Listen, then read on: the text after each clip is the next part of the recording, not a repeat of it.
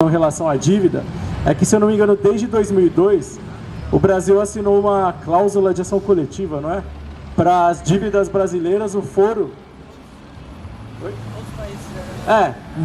Quase todos os países fizeram isso, que a dívida, o julgamento da dívida, se é qualquer questionamento, seria no Tribunal de Nova York. Agora a gente está vendo o que está acontecendo com a Argentina, que ela decretou o calote, renegociou a dívida com muitos, mas alguns não aceitaram e agora questionaram essa dívida e está emperrando a Argentina lá, que quer pagar os outros credores, mas os fundos abutres bloquearam esse pagamento. Hoje, inclusive, está tendo uma nova greve geral lá. Acho que... Essa cláusula que ele falou é o seguinte: se, por exemplo, o que aconteceu na Argentina, que alguém falou sobre a Argentina, em 2001, né? Em 2001 eles renegociaram a dívida e eles chamaram todos os credores para negociar a dívida que eles deviam. Só que alguns não apareceram, não foram lá. Então eles não conseguiram, eles renegociaram mesmo assim com os que não apareceram.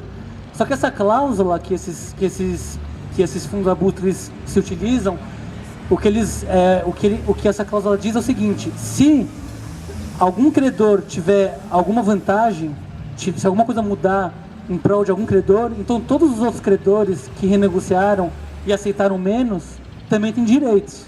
O direito que da negociação que então, por exemplo, esses 5% que não aceitaram no Equador, pode ser que eles entrem na justiça, consigam o integral que eles acham que é certo. Os outros 95% dos credores podem falar: então eu também tenho direitos. Então é isso que está acontecendo na Argentina. O risco que pode acontecer na Argentina é isso: é que os que aceitaram a renegociação quererem mais para frente exigir os mesmos direitos que os... Eu só queria falar na verdade, esses 5% que não aceitaram, eles venderam aqueles títulos para esses fundos abutres, que os fundos abutres são fundos mais fortes para irem judicialmente contestar. E aí eles foram contestar lá nos Estados Unidos, que é onde, né, é muito curioso isso, né? O juiz norte-americano decreta que tá da Argentina. Mas enfim.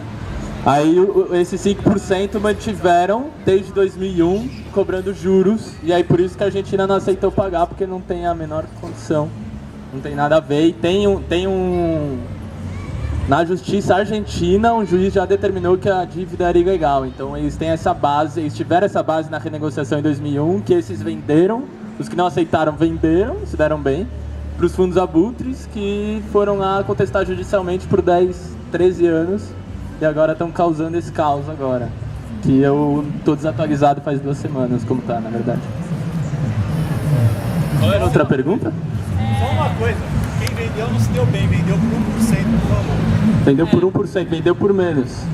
Então tá, desculpa. A pergunta era sobre a contratualidade dos dados e a obrigação do poder público, na verdade, de fornecer dados pra gente, que sejam dados entendíveis, mas eu sei que esses dados são muito contraditórios e difíceis de mensurar. E a outra que significa para os municípios a flexibilização do nível de endividamento durante a pandemia. O limite, né? O limite de endividamento passou... Alguém falou pra mim antes, 120 para 200, né? Uma lei de 2012 que ela acabou com o limite de 120%.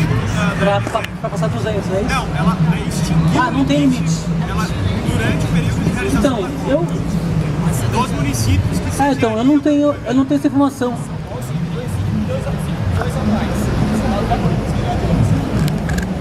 Devido à Copa do Mundo, a Prefeitura permitiu a União permitiu que os estados municípios se endividassem um pouco mais. São Paulo gastou 5 bilhões a mais. Um limite de 5 bilhões a mais devido a... Não, isso foi o resultado, mas qual o limite que foi acordado? Mais ou menos em torno de 5 bilhões. 5 bilhões para cada prefeitura. Isso, foi o lado da Câmara dos Vereadores de São Paulo. Então, porque na verdade a informação que a gente trabalha é que as prefeituras elas têm um limite que não pode passar por lei, né? Em São Paulo, esse limite já foi atingido. O teto de São Paulo, se não me engano, 60 bilhões. Já atingiu, vai atingir esse ano 60 bilhões. Mas eu não tenho informação dessa flexibilização, não. O que eu sei é que tem o PL 99, que é um projeto de lei para justamente flexibilizar isso, para renegociar as dívidas, trocando o IGPDI, que é uma das alíquotas de correção da inflação, que é feito pela Getúlio Vargas, ou seja, em geral beneficia bastante o setor financeiro, trocar esse índice pelo IPCA, que é do próprio governo, que é público. E retroativo, pegar toda a negociação e diminuir. Isso diminuiria a dívida de São Paulo dos atuais 60 para algo em torno de 32 bilhões. Mas não ia resolver o problema, porque ia pegar mais dinheiro emprestado e ia dar um problema. Alguém quer falar sobre isso? Sobre a transparência? Não, sobre o... também, mas sobre a pergunta da... Então, que eu saiba, essa lei, a PL ainda não foi votada. Então, que eu saiba, a flexibilização não... Eu vou me informar. Que eu saiba, não existe essa flexibilização. O que a gente está conversando aqui, que acho que esses dados até que o companheiro ali trouxe, é que os rapazes estão dizendo assim que essa dívida deve ter ficado para o Estado, né? E que eu estou trazendo...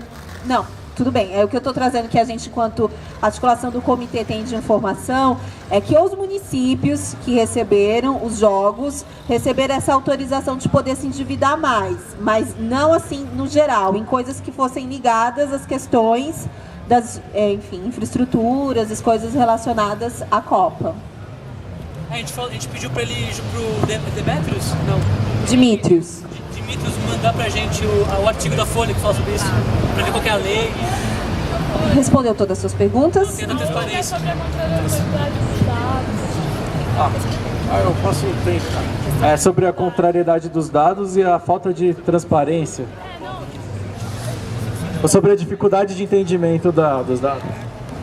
Não, na verdade a minha pergunta ela é baseada na Lei de Acesso à Informação, que diz que quando a gente pergunta as coisas para o Estado, ele tem que voltar com a gente com um formato que a gente consiga abrir no nosso computador, com uma forma que a gente entenda, com clareza dos dados. E eu sei que os dados em relação à dívida pública são muito contraditórios.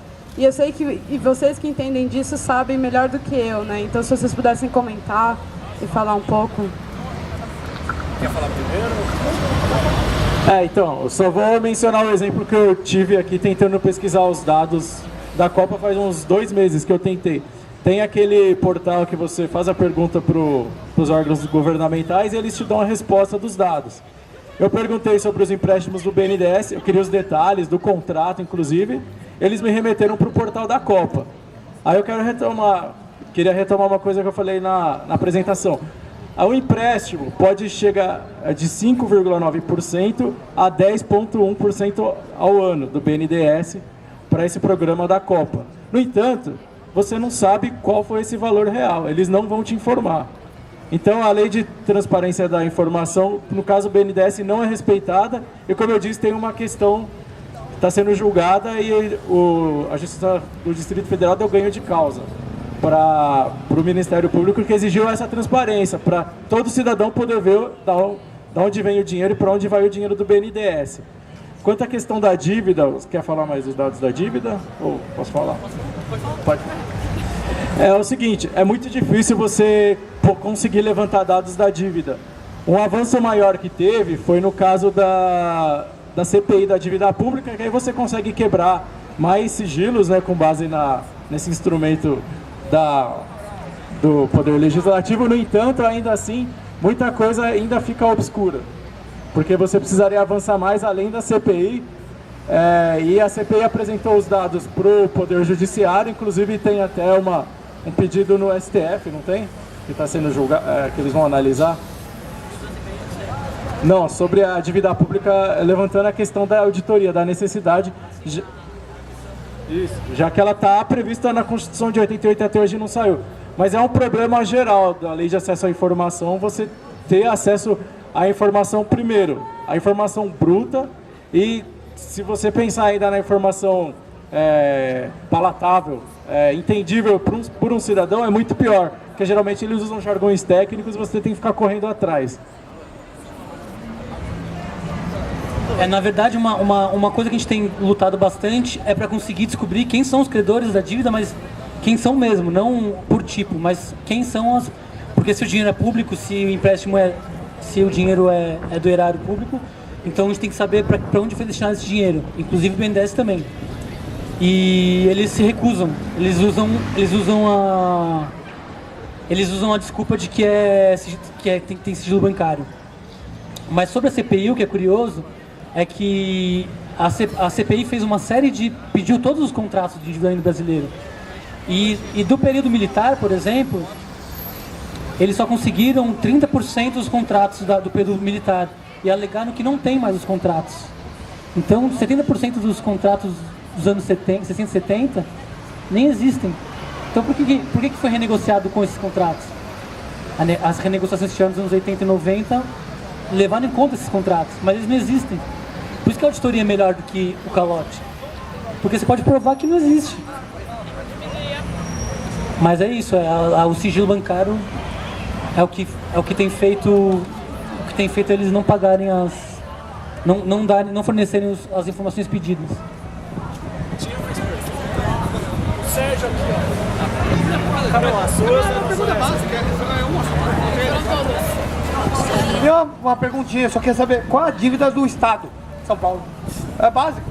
Mas tá em 200, eu levantei isso em junho. A dívida do Estado de São Paulo em junho de 2014 era, com a União, mais de 211 bilhões de reais. Se você somar isso a outras dívidas que incluem contratos com o Banco Interamericano, com bancos internacionais, etc., que é a dívida externa do Estado, que tem também, ela é mais de 230 bilhões de reais. Todos os